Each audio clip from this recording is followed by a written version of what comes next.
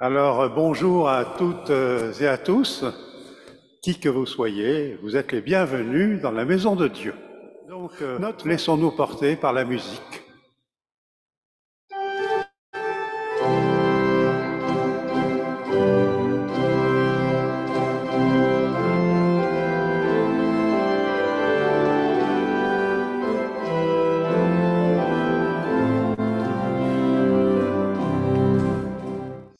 La grâce et la paix vous sont données de la part de Dieu notre Père et de Jésus-Christ notre Sauveur. Le Seigneur nous appelle, le Seigneur nous rassemble, le Seigneur nous unit, il est présent parmi nous.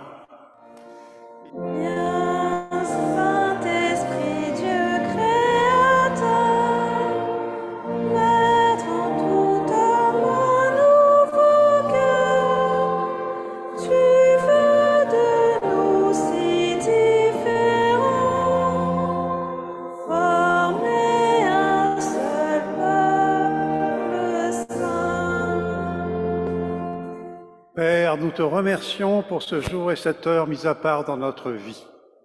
Voici un temps de paix, d'écoute et de louange, un temps où par ton esprit nous apprenons à vivre en communion avec Jésus-Christ. Louons Dieu. Nous te louons, tu nous aimes et nous sommes tes enfants. Nous te louons pour Jésus-Christ. Il a proclamé la bonne nouvelle du royaume. Nous te louons pour l'Esprit Saint.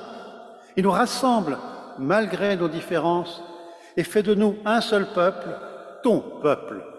Nous te louons pour ce jour qui nous fait entrer dans la joie de ton règne, et nous chantons ta gloire.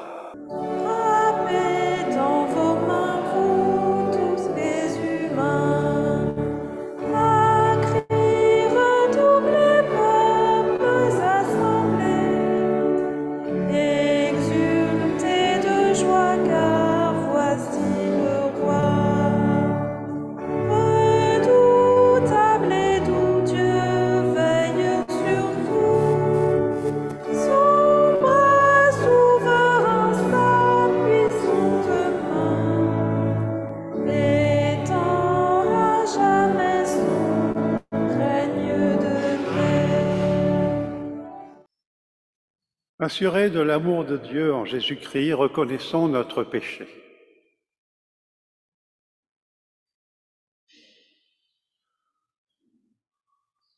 En ce premier jour de la semaine, nous regardons vers toi, Dieu d'amour.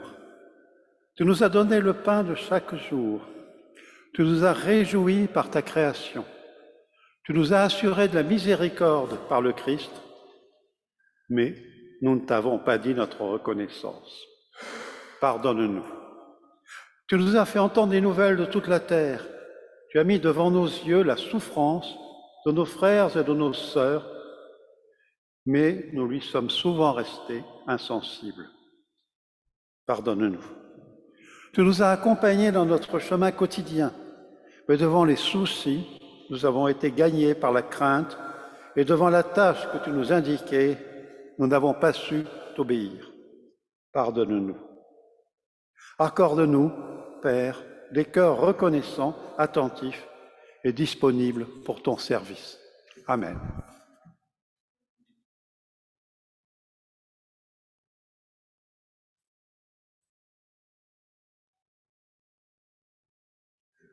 Quand les montagnes s'effondreraient, dit Dieu, quand les collines chancelleraient, ma bonté pour toi ne faiblira point et mon alliance de paix ne sera pas ébranlée. Je t'aime d'un amour éternel et je te garde ma miséricorde. Et voici comment Dieu a manifesté son amour. Il a envoyé son Fils unique dans le monde afin que par lui, nous ayons la vie. Que Dieu nous mette au cœur l'assurance de son pardon et qui nous donne de marcher vers son royaume.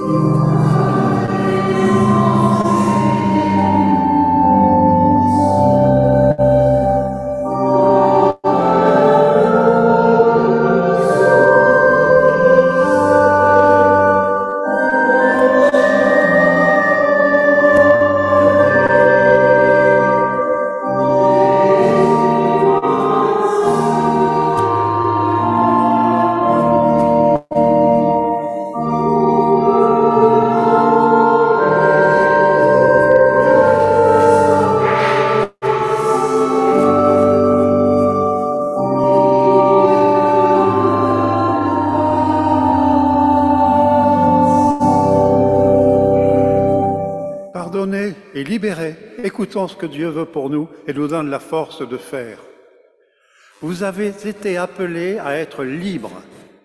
Seulement, ne faites pas de sa liberté un prétexte pour vivre selon les désirs de votre propre nature.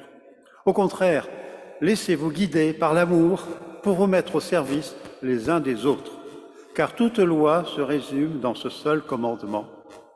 Aime ton prochain comme toi-même. Seigneur, nous sommes réunis dans ton Église pour écouter ta parole et ouvrir nos cœurs et nos âmes à ton message. Ta parole est vivante, elle s'adresse à tous et à toutes et à chacune et chacun d'entre vous, d'entre nous. Quel que soit notre âge, quelles que soient nos situations familiales, sociales, professionnelles. Parle-nous, Seigneur, au cœur de notre intimité.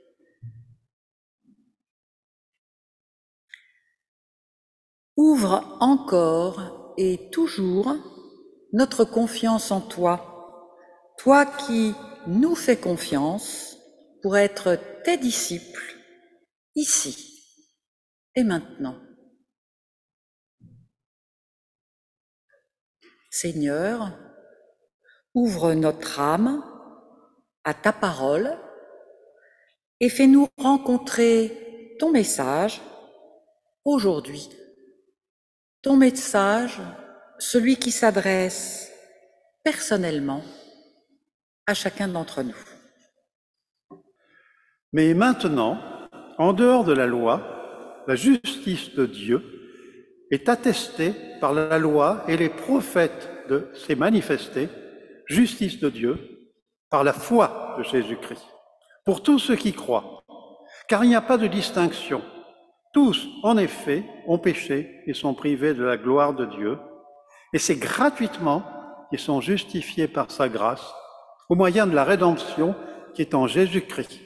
C'est lui que Dieu s'est proposé de constituer en expiation, au moyen de la foi, par son sang, pour montrer sa justice, parce qu'il avait laissé impunis les péchés commis auparavant. Dans sa tolérance, Dieu a voulu montrer sa justice dans le temps présent, pour être juste, tout en justifiant celui qui relève de la foi de Jésus. Et nous lisons dans l'évangile de Luc, au chapitre 19, les versets 1 à 10. C'est l'histoire de Zachée, qui monte dans un arbre. Et il vient d'entrer dans Jéricho qu'il traverse, et voyait un homme appelé du nom de Zachée. C'était un chef des collecteurs de taxes et un riche. Mais il cherchait à voir Jésus. Lequel était-ce? Mais il en était incapable à cause de la foule et en raison de sa petite taille. Et il court devant et monte sur un sycomore pour le voir, car il devait passer par là. Et quand il arrive à cet endroit, Jésus lève les yeux et lui dit « Zachée, dépêche-toi, descends, car aujourd'hui dans ta maison je dois rester. » Oui, il se dépêche, Zachée, il descend et lui fait l'hospitalité en se réjouissant. Voyant ça, tous grondent et disent ceci. Et c'est chez un homme perdu qu'il va trouver refuge. Debout, Zachée dit au Seigneur, « Vois, la moitié de mes biens, Seigneur, je donne aux pauvres. Et si j'ai extorqué quelque chose à quelqu'un, je rends 4 fois plus. » Alors Jésus lui répond, « Aujourd'hui, la délivrance a lieu dans cette maison, oui, parce que lui aussi est un fils d'Abraham, car le Fils de l'humanité est venu pour chercher et délivrer ce qui était détruit. »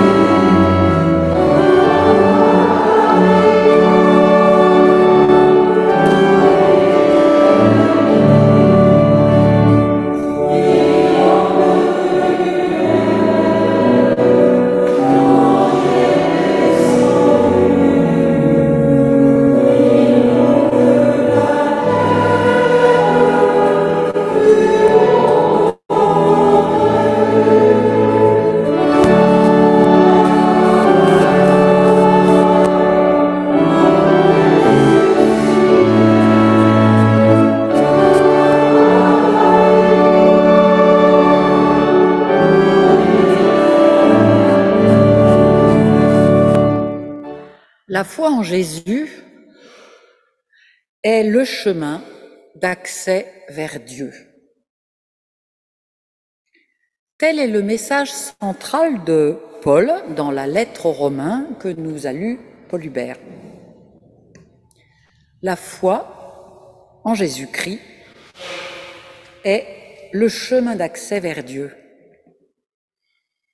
Alors aujourd'hui, c'est le culte de la Réformation, et donc cette lettre de Paul aux Romains prend beaucoup de relief, car ce texte est lié à la Réforme protestante.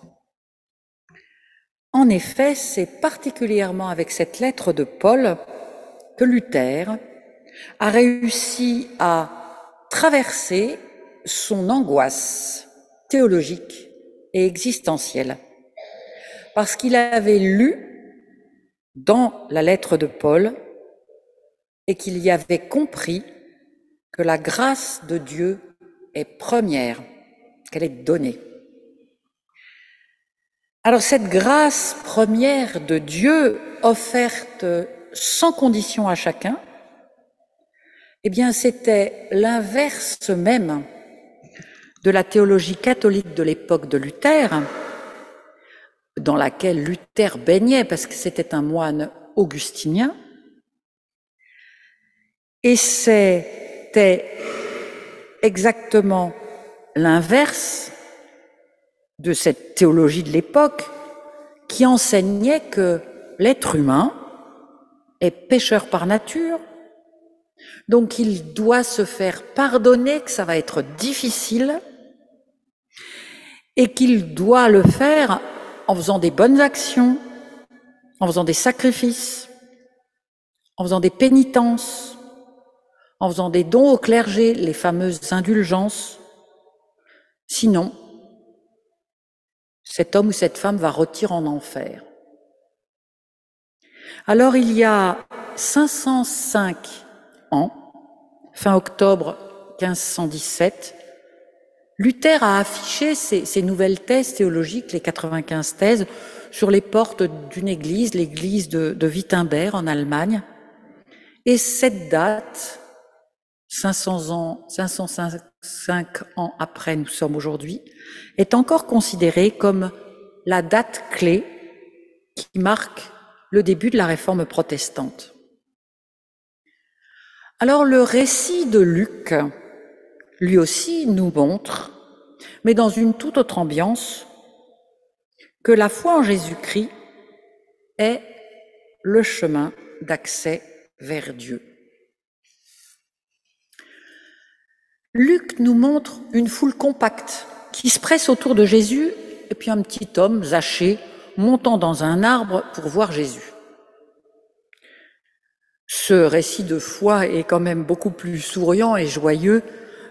C'est complètement l'envers de l'austérité de Paul ou de l'austérité de Luther.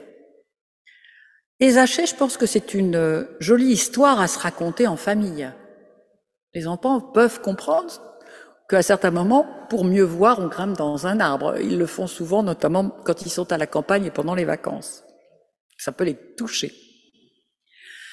Alors pourtant, l'époque de Jésus et de Zachée est troublée. Le monde est en ébullition, comme notre monde d'aujourd'hui. Les habitants de Judée vivent sous l'occupation romaine.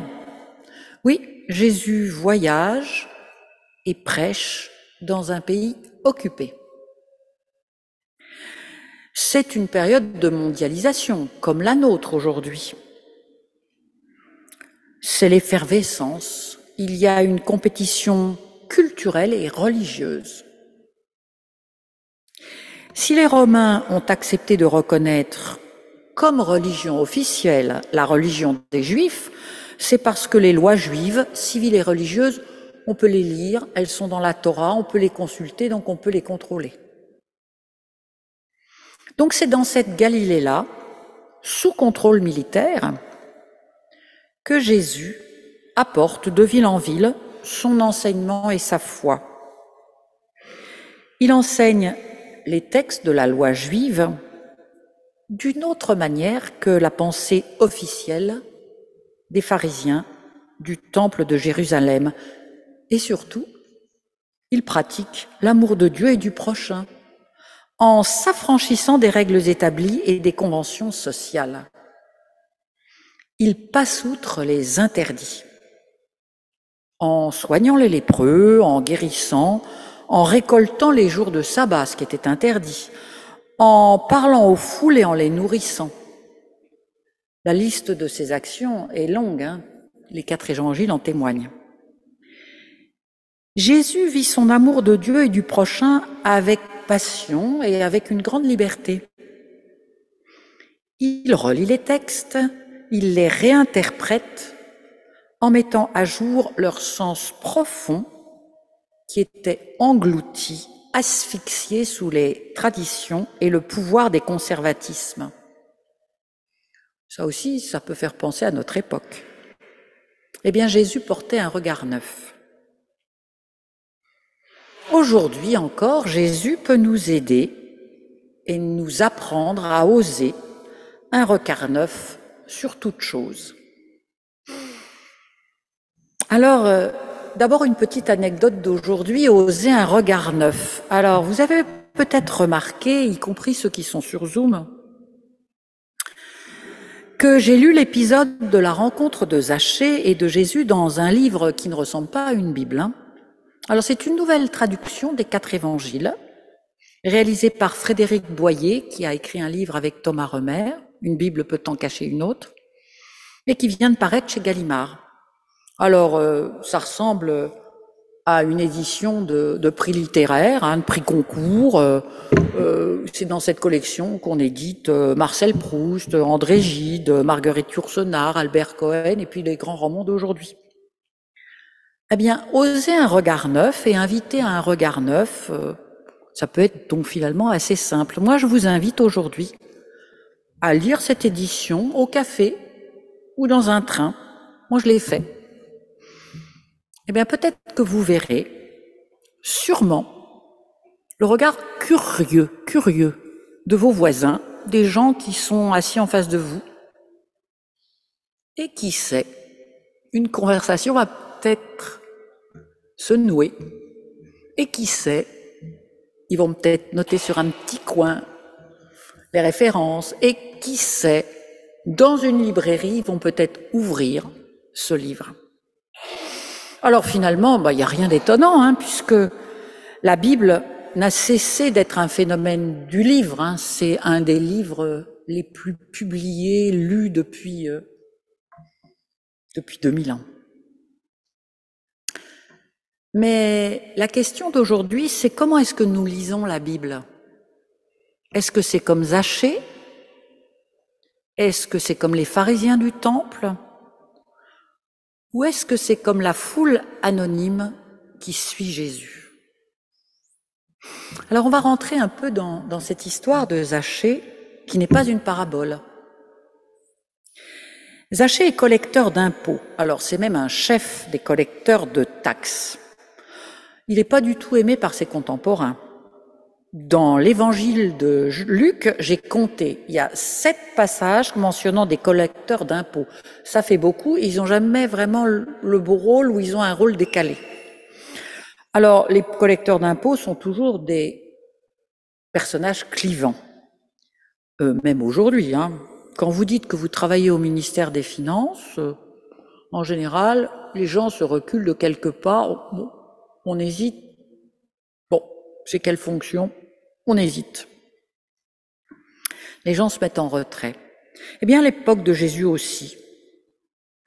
Et les seuls qui considéraient les collecteurs d'impôts à égalité avec tout un chacun et qui sont mentionnés dans l'évangile de Luc, eh bien, c'est Jean-Baptiste qui a baptisé des collecteurs d'impôts et Jésus qui les accueillait, leur parlait, entrait chez eux et mangeait avec eux. Et il y a plusieurs récits entre Jésus et les collecteurs d'impôts. Alors, revenons à Zachée. Alors, non seulement il est collecteur d'impôts, un agent du fisc romain, mais en même temps, c'est un gradé, puisque c'est un chef collecteur d'impôts. Et en plus, comble de l'horreur, il est riche. Alors, il a vraiment toutes les caractéristiques, Zachée, pour être très mal considéré par ses voisins et ses concitoyens. Son métier, sa richesse, et j'ajouterais son aplomb. Pensez donc, il ne doute de rien pour parvenir à ses fins quand même. Et comme il est petit, on a presque l'impression qu'il joue des coudes et qu'il monte dans un arbre pour voir Jésus passer. Il a un petit côté vulgaire, parvenu, voilà. Pas très fréquentable, c'est vrai. Alors je vous propose de réfléchir à deux thèmes à partir de ce texte de Luc. Tout d'abord à la place que Zachée ose prendre, et ensuite à la façon dont se déroule la rencontre avec Jésus. Alors tout d'abord, la place que Zachée ose prendre. Eh bien, Zachée cherche à être au bon endroit. Il ose une nouvelle place. Il a envie d'avoir une meilleure place. Zachée cherche à être au bon endroit pour voir Jésus passer. Il court devant, il monte sur un arbre. Parce qu'il est petit, bien sûr, mais aussi parce que, comme il est mal considéré par ses contemporains, personne ne le laissera passer au premier rang ou au deuxième rang pour qu'il puisse voir. Zachée ose. Il n'a que faire de se ridiculiser. Vous imaginez un homme riche aujourd'hui qui se précipite, monte dans un arbre comme un garnement? Ça fait quand même un drôle d'effet. Il n'a pas peur de ce ridicule. Zachée ne prend la place de personne. On n'a pas l'impression qu'il fait tomber quelqu'un de l'arbre pour monter sur la branche. Et c'est lui qui a eu l'idée. Zachée ne se laisse pas non plus contraindre par les codes sociaux. Il ne se laisse pas isoler par la société qui est autour de Jésus, par les pharisiens qui haïssent les collecteurs d'impôts et Jésus. Zachée, lui, l'a entendu certainement parler de Jésus qui accueille, qui guérit, qui enseigne, qui nourrit tous les hommes, toutes les femmes, tous les enfants, en donnant à chacune et chacun selon son besoin. Alors, moi je crois que Zachée veut tout simplement voir Jésus, au moins par curiosité, parce que Jésus est complètement décalé dans son époque. Et Zachée n'a pas honte, ni d'être collecteur d'impôts, ni d'être curieux, au point de monter dans un arbre. Pourtant, la place de Zachée n'est pas très enviable. Il est en équilibre, instable sur une branche d'arbre, il est plus petit que ses voisins, il est mal considéré, mis à l'écart par la bonne société juive de l'époque. Il exerce un métier qu'il place entre l'occupant romain et la population. Ça, en sandwich, c'est quand même très difficile. Alors, finalement, peut-être que la curiosité de Zachée envers Jésus est intéressée. Peut-être qu'il a vraiment... Peut-être que c'est sa dernière chance aussi. Parce que si Jésus est bien celui qui accueille et guérit, et bien si Zachée le voit, même de loin, ça mérite peut-être l'effort de monter dans un arbre, de grimper. Et puis, le récit de Luc bascule quand Jésus passe. Il arrive près de l'arbre, il lève les yeux, il voit Zachée, le regarde, lui dit de descendre et de lui ouvrir sa maison. Alors voici où se fait le contact avec Jésus. C'est dans un endroit décalé, inhabituel, un endroit folklore, sur une branche d'arbre. Et puis c'est un contact finalement léger, direct, visuel. Ça prend pas longtemps. Ensuite, Zachée et Jésus vont pouvoir se rencontrer, se parler, se rencontrer chez Zachée, prendre le temps.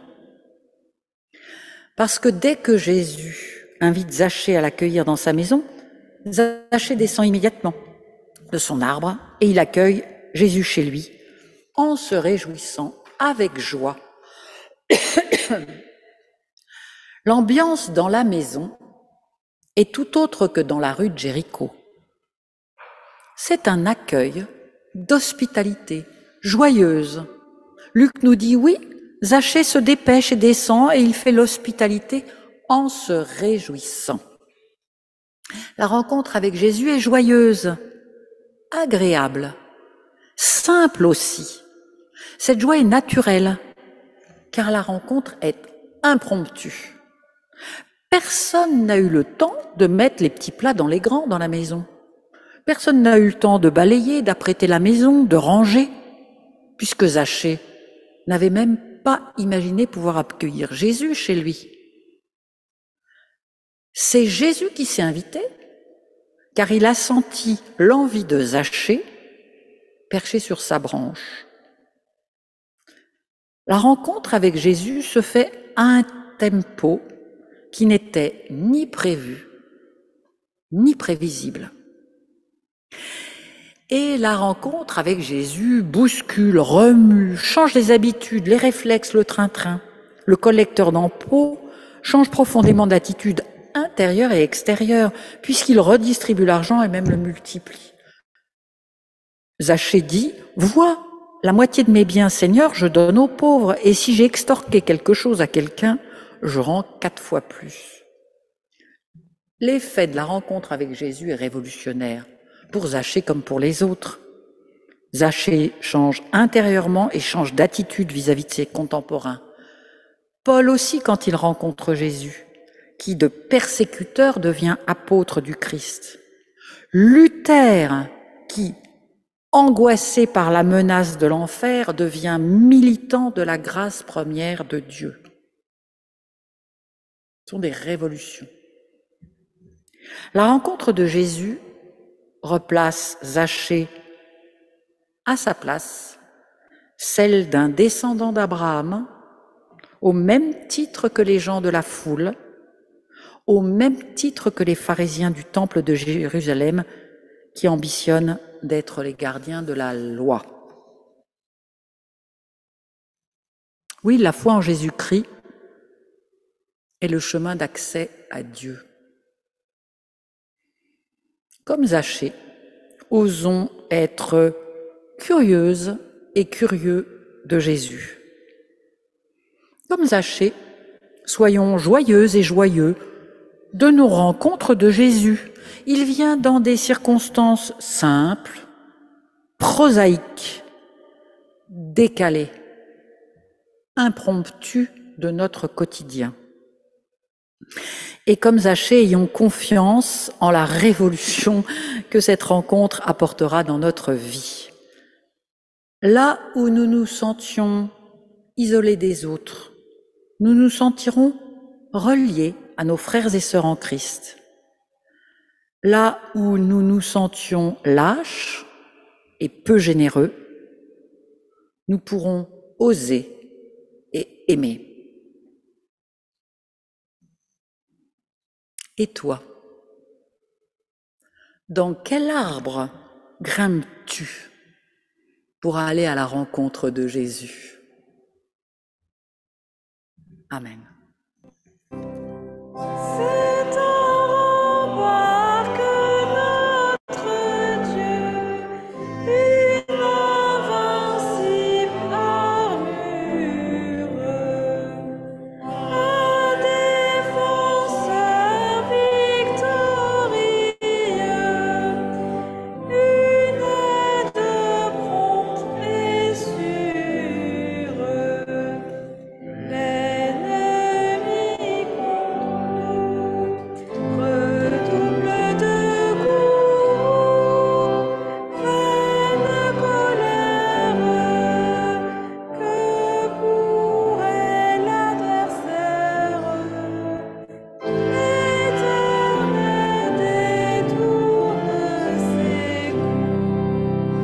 Nous unissons dans l'intercession.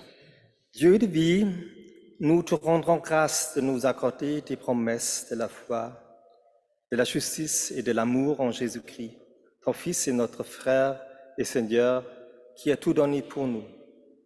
Par sa présence, tu nous as promis d'être à nos côtés pour jour après jour, y compris aux heures les plus sombres. Donne-nous de garder l'esprit clair, la force de poursuivre notre travail et notre discernement, de repos dans notre sommeil et la paix de l'âme. Sois aux côtés de celles et ceux qui ont davantage besoin d'aide que nous. Aide-nous à percevoir les dons d'amour que nous pouvons faire en puissant dans ton amour. Quelquefois, nous ne savons pas où trouver la consolation de ta parole. Accorde-nous l'assurance que tu nous cherches sans cesse et que tu nous n'oublieras jamais. Et voici, nous distinguons le visage de notre Seigneur, dans la main de consolation, dans le regard de tendresse, dans le sourire de l'accueil. Et voici, nous entendons la parole de notre Seigneur dans les mots de l'amour, dans les mots du pardon, dans les mots de pitié. Et voici, nous surprenons le passage de notre Seigneur dans le silence de la prière, dans la musique et les chants, dans la communauté rassemblée. Car notre Seigneur qui a été crucifié pour nous, qui est ressuscité, se tient là où se tiennent les vivants. Merci Seigneur, car tu es là. Dans le silence de notre cœur, nous t'adressons notre reconnaissance pour tout ce qui nous réjouit, pour tout ce qui est bon aujourd'hui dans notre vie et dans la vie du monde. Mais dans notre cœur, ô Dieu, il n'y a pas que la confiance, il y a aussi la peine, il y a le doute, il y a l'inquiétude. Nous pensons à celles et ceux qui souffrent sous la pression affreuse des guerres en Ukraine, en Syrie et dans beaucoup de pays d'Afrique. Nous pensons à celles et ceux qui sont contraints de quitter leur maison pour trouver la sécurité en terre étrangère chez nous. Nous pensons à celles et ceux qui s'engagent pour la justice et la paix dans le monde entier. Dans le silence de notre cœur, nous voulons te nommer à présent celles et ceux pour qui nous te prions tout particulièrement. Nous le prenons dans les bras de notre prière et nous te les confions.